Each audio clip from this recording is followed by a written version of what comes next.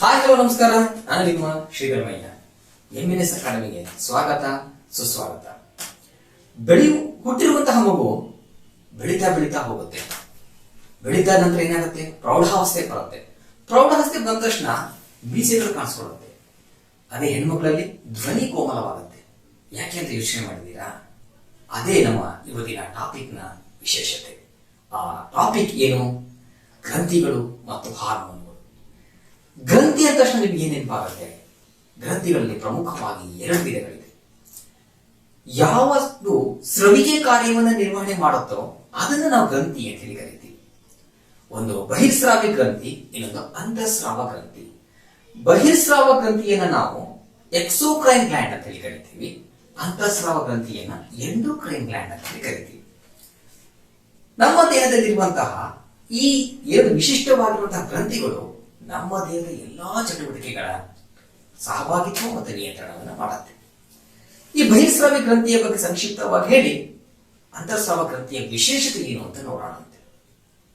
ಈ ಬಹಿರ್ಸ್ರಾವಿ ಗ್ರಂಥಿಗಳು ಪ್ರಮುಖವಾಗಿ ಲಾಲಾ ಗ್ರಂಥಿ, ಮೇದೋಜೀರಕ ಗ್ರಂಥಿ ಮತ್ತು ಈ ಚರ್ಮದಲ್ಲಿ ಕಾಣಿಸ್ಬಾರದು. ಮೇದೋಜೀರಕ ಗ್ರಂಥಿಯನ್ನು ನಾವು ಮಿಶ್ರ ಗ್ರಂಥಿ ಅಂತ ಹೇಳಿ ಕರೀತೀವಿ. ಕೇಳಿದ್ರೆ ಒಂದು ಪ್ರಶ್ನೆ, ಯಾಕೆ ಮೇದೋಜೀರಕ ಗ್ರಂಥಿಯನ್ನು ಮಿಶ್ರ ಗ್ರಂಥಿ ಅಂತ ಹೇಳಿ ಕರೀತಾರೆ ಅಂತ ಹೇಳಿ. ಮೇದೋಜೀರಕ ಗ್ರಂಥಿಯ ಒಂದು ಭಾಗ ಬಹಿರ್ಸ್ರಾವ ಗ್ರಂಥಿಯಾಗಿ ಕೆಲಸ ಮಾಡಿದ್ರೆ ಇನ್ನೊಂದು ಭಾಗ ಅಂತಃಸ್ರಾವ ಗ್ರಂಥಿಯಾಗಿ ಕೆಲಸ ಮಾಡುತ್ತೆ. ಹಾಗಾಗಿ ಇದು ನಾವು ಮಿಶ್ರ ಗ್ರಂಥಿ ಅಂತ ಹೇಳಿ ಕರಿತೀವಿ. ಯಾಕೆ ಇದಕ್ಕೆ ನಾವು ಬಹಿರ್ಸ್ರಾವ ಗ್ರಂಥಿ ಅಂತ ಹೆಸರು ಕೊಟ್ಟಿದ್ದೀವಿ ಗೊತ್ತಿದೆಯಾ? ಬಹಿರ್ಸ್ರಾವ ಗ್ರಂಥಿ ವಿಶಿಷ್ಟವಾಗಿರುವಂತಹ ನಾಳವನ್ನು ಹೊಂದಿರುತ್ತೆ. ಆ ನಾಳದ ಮುಖಾಂತರ ಗುರಿ ಅಂಗವನ್ನು ತಲುಪುತ್ತೆ.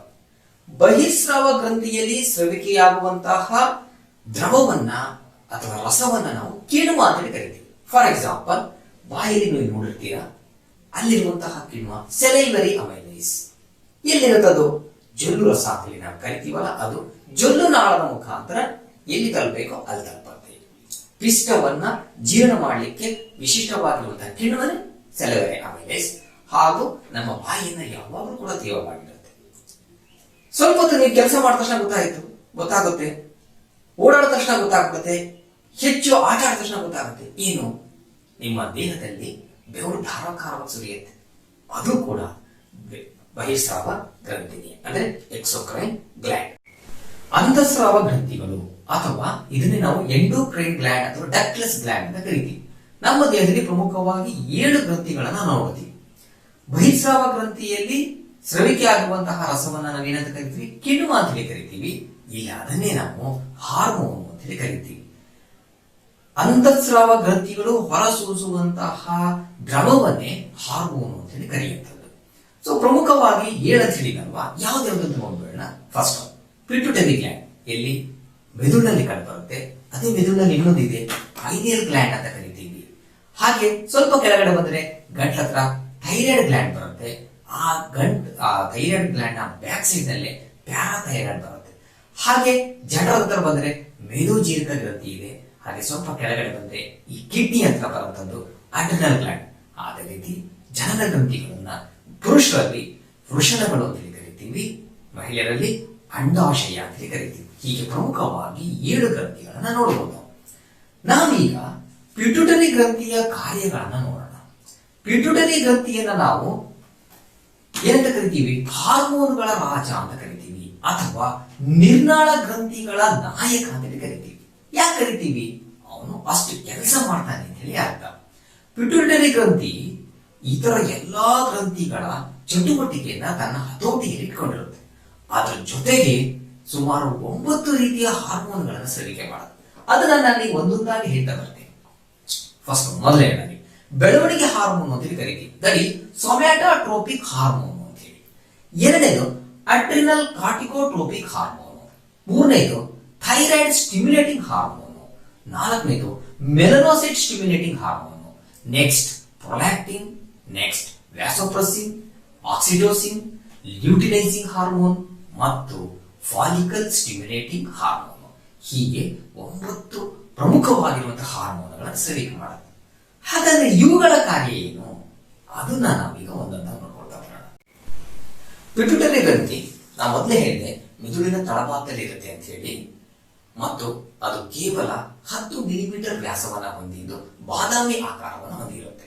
ಇದರ ಹಾರ್ಮೋನುಗಳನ್ನು ಸ್ರವಿಕೆ ಮಾಡೋದನ್ನ ಹೇಳ್ತಾ ಇದ್ದಲ್ವಾ, ಫಸ್ಟ್ ಒಂದು ಯಾವ್ದು ಹೇಳಿದೆ ನಾನು, ಬೆಳವಣಿಗೆ ಹಾರ್ಮೋನು ಅಂತ ಹೇಳಿದ್ರೆ ಸೊಮ್ಯಾಟೋಟ್ರೋಪಿಕ್ ಹಾರ್ಮೋನ್. ಇದು ಪ್ರಮುಖವಾಗಿದ್ದ ಕೆಲಸ ಏನಪ್ಪಾ ಅಂತ ಹೇಳಿದ್ರೆ ಭೌತಿಕ ಮತ್ತು ಮಾನಸಿಕ ಬೆಳವಣಿಗೆಯನ್ನು ನಿಯಂತ್ರಣ ಮಾಡುವಂಥದ್ದು. ಹಾಗೆ ಮಕ್ಕಳಲ್ಲಿ ಬಾಲ್ಯಾವಸ್ಥೆಯಲ್ಲಿ ಶರೀರದ ಬೆಳವಣಿಗೆ ಮತ್ತು ಎಲುಬುಗಳ ಬೆಳವಣಿಗೆಗೆ ಕಾರಣವಾಗುವಂಥದ್ದೇ ಈ ಸೊಮ್ಯಾಟೋಟ್ರೋಪಿಕ್ ಹಾರ್ಮೋನ್. ಜೊತೆಗೆ ಮೆದುಳಿನ ಕೋಶಗಳ ಬೆಳವಣಿಗೆಗೂ ಕೂಡ ಕಾರಣವಾಗುತ್ತೆ. ಅದನ್ನೇ ನಾವಿಲ್ಲಿ ಪಟ್ಟಿಯನ್ನಾಗಿ ಮಾಡಿ ತೋರಿಸಿದ್ದೀವಿ. ಅದಕ್ಕೆ ಉದ್ದೇಶನೇ ನಾವಿದನ್ನ ಬೆಳವಣಿಗೆ ಹಾರ್ಮೋನು ಅಂತ ಹೇಳಿ ಕರೆಯೋದು. ನೆಕ್ಸ್ಟ್ ಯಾವ್ದು ಹೇಳ್ತೀವಿ ನಾವೀಗ, ಥೈರಾಯ್ಡ್ ಸ್ಟಿಮ್ಯುಲೇಟಿಂಗ್ ಹಾರ್ಮೋನು. ಥೈರಾಯ್ಡ್ ಗ್ರಂಥಿಯನ್ನ ಜೋಡಿಸುವಂತಹ ಹಾರ್ಮೋನು. ಥೈರಾಯ್ಡ್ ಗ್ರಂಥಿ ಸ್ರವಿಕೆ ಕಾರ್ಯವನ್ನ ಮಾಡುವ ಹಾಗೆ ನಿಯಂತ್ರಣ ಮಾಡುವಂಥದ್ದೇ, ಚಟುವಟಿಕೆ ನೀಡುವಂತ ನೋಡ್ಕೊಳ್ಳೋದೇ ಇದರ ಪ್ರಮುಖವಾಗಿರುವಂತಹ ಕಾರ್ಯ. ನಾನು ಹೇಳ್ತಾ ಇದ್ದು ಇಲ್ಲಿ ಗಂಟಲು ಭಾಗದಲ್ಲಿದೆ. ಹಾಗೆ ಇದರ ಕೆಲಸ ಏನು ಅಂತ ಹೇಳಿ ನೆಕ್ಸ್ಟ್ ನಾನು ತಿಳಿಸ್ಕೊಡ್ತೀನಿ. ಹಾಗೆ ಅಡ್ರಿನೋಕಾರ್ಟಿಕೋಟ್ರೋಪಿಕ್ ಹಾರ್ಮೋನು ನಾವು ಸಿಂಪಲ್ ಆಗಿ ಏನಂತ ಕರಿತೀವಿ, ACTH ಅಂತ ಕರೀತೀವಿ. ಇದು ಕೂಡ ಅಷ್ಟೇ ಅಡ್ರಿನಲ್ ಗ್ರಂಥಿಯ ಚಟುವಟಿಕೆಯನ್ನ ನಿಯಂತ್ರಣದಲ್ಲಿಡುತ್ತೆ. ಅಡ್ರಿನಲ್ ಗ್ರಂಥಿನೂ ಕೂಡ 4 ರೀತಿಯ ಹಾರ್ಮೋನ್ಗಳನ್ನ ಸ್ರವಿಕೆ ಮಾಡುತ್ತೆ. ಆ ಹಾರ್ಮೋನುಗಳನ್ನು ಕೂಡ ಸ್ಪೆಸಿಫಿಕ್ ಆಗಿ ಅದು ಬಂದಾಗ ನಾನು ಹೇಳಿಕ್ಕೆ ಇಷ್ಟಪಡ್ತೀನಿ. ಅದೇ ರೀತಿ ನೆಕ್ಸ್ಟ್ ಯಾವ್ದು ಹೇಳ್ತೀವಿ ನಾವು ಅದನ್ನ ಮೆಲನೋಸೈಟ್ ಸ್ಟಿಮ್ಯುಲೇಟಿಂಗ್ ಹಾರ್ಮೋನು. ನೀವು ನೋಡಿರ್ಬೋದು ವ್ಯಕ್ತಿಗಳನ್ನ, ಒಬ್ರು ಕಪ್ಪಿರ್ತಾರೆ, ಒಬ್ರು ಕೆಂಪಾಗಿರ್ತಾರೆ, ಒಬ್ರು ಬಿಳಿ ಇರ್ತಾರೆ. ಯಾಕೆ ಅಂತ ನಾವು ಯೋಚನೆ ಮಾಡ್ತೀವಾ? That is depend upon melanocytes. ಚರ್ಮದಲ್ಲಿ ಮೆಲನೋಸೈಟ್ ಎಂಬಂತಹ ಜೀವಕೋಶಗಳಿರುತ್ತೆ. ಈ ಮೆಲನೋಸೈಟ್ ಜೀವಕೋಶಗಳು ಮೆಲಾನಿನ್ ಎಂಬಂತಹ ಪಿಗ್ಮೆಂಟ್ ಅನ್ನ ಸ್ರವಿಕೆ ಮಾಡುತ್ತೆ. ಆ ಮೆಲಾನಿನ್ ಪಿಗ್ಮೆಂಟ್ ಸ್ರವಿಕೆ ಮಾಡುವಂಥದ್ದೇ ಆ ಮೆಲನೋಸೈಟ್ ಸ್ಟಿಮ್ಯುಲೇಟಿಂಗ್ ಹಾರ್ಮೋನು.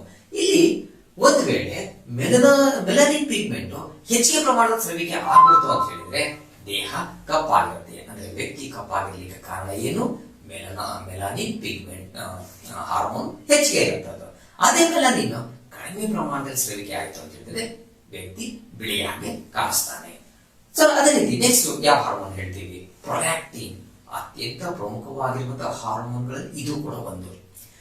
ನೀವು ನೋಡಿರ್ಬೋದು, ಮಗು ಆದ ತಕ್ಷಣ ತಾಯಿಯ ಎದೆಯಲ್ಲಿ ಆಹಾರ ಹೇಗೆ ಉತ್ಪತ್ತಿಯಾಗುತ್ತೆ, ಎಲ್ಲರಿಗೂ ಕೂಡ ಇದೊಂದು ಆಶ್ಚರ್ಯವಾಗಿರುವಂತಹ ಸಂಗತಿ. ಅದಕ್ಕೆ ನಾವು ಹೇಳ್ತೀವಿ ಕಂಟ್ರೋಲ್ ಅಂಡ್ ಕೋಆರ್ಡಿನೇಷನ್ ಅಂತ ಹೇಳ್ತೀವಿ. ಒಂದು ದೇಹ ಕೆಲಸ ಮಾಡ್ತಾ ಇದೆ ಅಂತ ಹೇಳಿದ್ರೆ 2 ಪ್ರಮುಖವಾಗಿರುವಂತಹ ವ್ಯೂಹಗಳು ಕಾರಣವಾಗಿರುತ್ತೆ. ಒಂದನೇದೇ ನರವ್ಯೂಹ, ಎರಡನೇದೇ ನಾನು ಹೇಳ್ತಾ ಇದ್ದೀನಲ್ಲ ಯಾವುದು, ಹಾರ್ಮೋನ್ಗಳು, ನಿರ್ನಾಳ ಗ್ರಂಥಿಗಳ ವ್ಯೂಹ.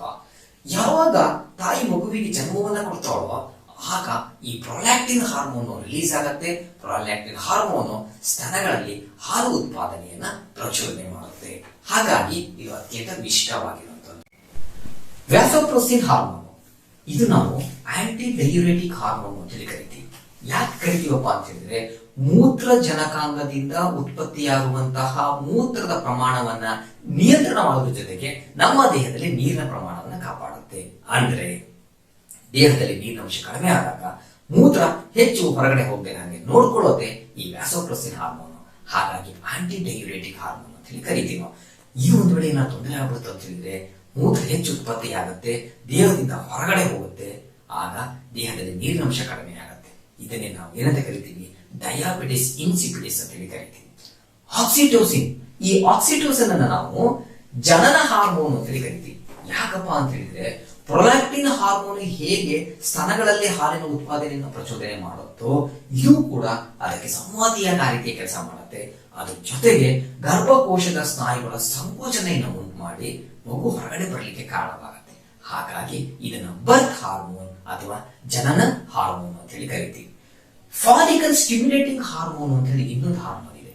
ಇದು ಏನ್ ಮಾಡತ್ತಪ್ಪ ಅಂತ ಹೇಳಿದ್ರೆ ಲಿಂಗಾಣುಗಳ ಉತ್ಪತ್ತಿಯನ್ನ ಪ್ರಚೋದನೆ ಮಾಡುತ್ತೆ.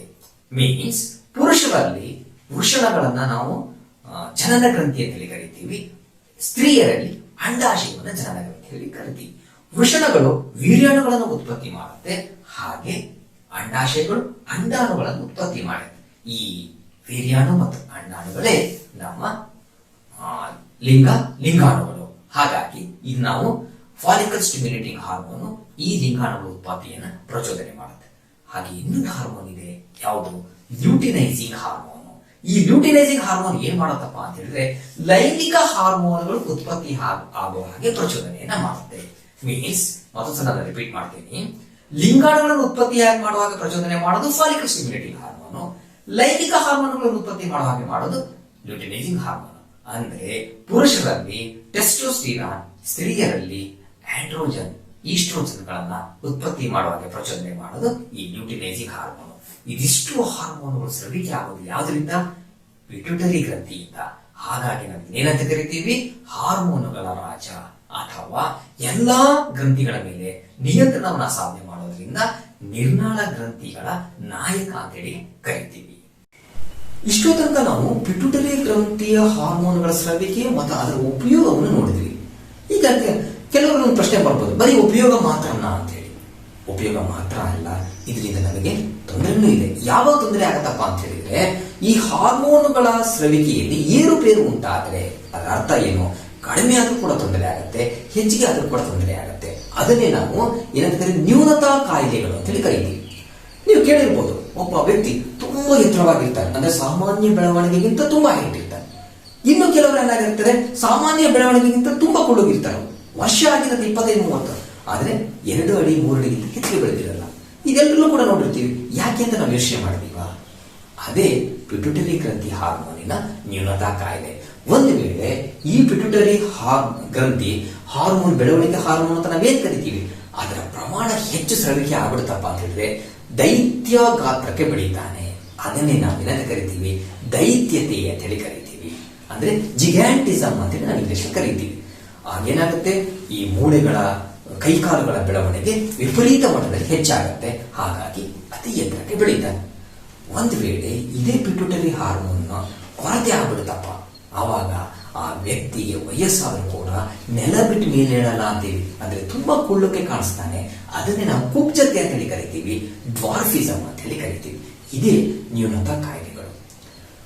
ಒಂದು ವೇಳೆ ಇದೇ ಪಿಟ್ಯೂಟರಿ ಹಾರ್ಮೋನು ವ್ಯಾಸೋಪ್ರೆಸಿನ್ ಹಾರ್ಮೋನ್ ಸ್ರವಿಕೆಯನ್ನು ಹೆಚ್ಚಿಗೆ ಮಾಡಿಲ್ಲ ಅಂತಂದಾಗ, ಅಂದ್ರೆ ಆಂಟಿ ಡೈಯೂರೆಟಿಕ್ ಹಾರ್ಮೋನ್ ಸ್ರವಿಕೆ ಹೆಚ್ಚಾಗಿಲ್ಲ ಅಂತಂದಾಗ, ನಾನು ಅವಾಗ ಹೇಳಿದೆ, ನೀರು ಮೂತ್ರದ ಮುಖಾಂತರ ಹೊರಗಡೆ ಹೋಗುತ್ತೆ.